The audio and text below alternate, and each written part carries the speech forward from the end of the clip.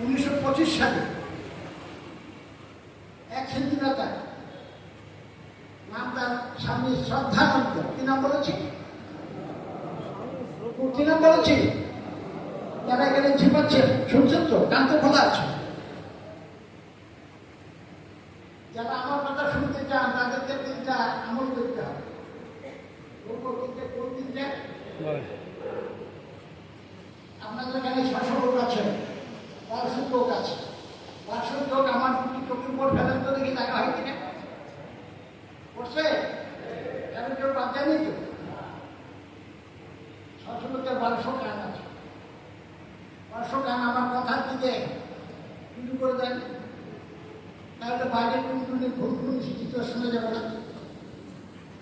600 লোকের 600 মন আছে, সেগুলো কি কথা বের হয় সেগুলো উদ্ধার করার চেষ্টা করে। তাহলে চোখ কান মন বলুন দেখি,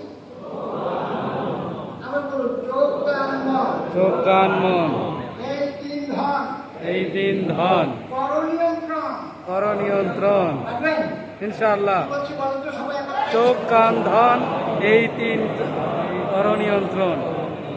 এটা যদি নিয়ন্ত্রণ করতে পারেন তাহলে কত শুনবেন, বুঝবেন। ঠিক আছে? আমি বলছিলাম এটা আবার আমি আপনাদের শিক্ষকতা করতে মনে করলাম না, আপনাদের এখন ছোটবেলায় করতে বলছি। আমি শ্রদ্ধানন্দ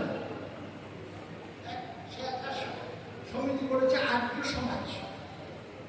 আর্য সমাজ করে মুসলমানদের তাদের মুসলমানদেরকে হিন্দু বানানোর জন্য পরিকল্পনা করে। এখন যখন ইসকনের পরিকল্পনা, আমাদের দেশের সমাজতন্ত্রীদের পরিকল্পনা, ধর্মনিরপেক্ষদের পরিকল্পনা, এখানে এক একজনের এক এক দৃষ্টিভঙ্গিতে কাজ করছি। আমরা যত মানুষকে ধরে ধরে এনে